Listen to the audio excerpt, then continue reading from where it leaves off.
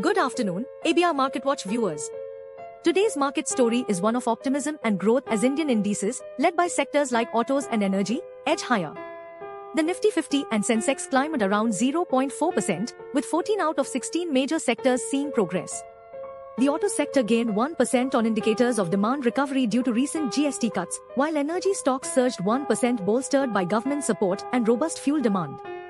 These positive developments come in the wake of optimistic bets that the US Federal Reserve will reinitiate its monetary easing this week. Adding to the optimism, India and the US are set to hold trade talks, offering hopes for a breakthrough after Washington's tariffs on Indian oil. The resumption of negotiations and expectations of a Fed rate cut are buoying market sentiment. In fact, two analysts have suggested these factors as key drivers of today's upward momentum. Other notable events include NTPC Green Energy jumping following the commissioning of a 100 megawatts project, and United Breweries climbing due to J.P. Morgan's prediction of volume recovery and margin expansion in H2 FY26.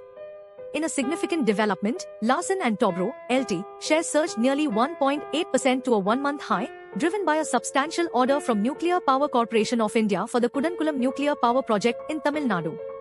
This significant order, valued between 10 and 25 billion rupees, has contributed to the Nifty's daily gains, as LT represents a substantial weightage in the index.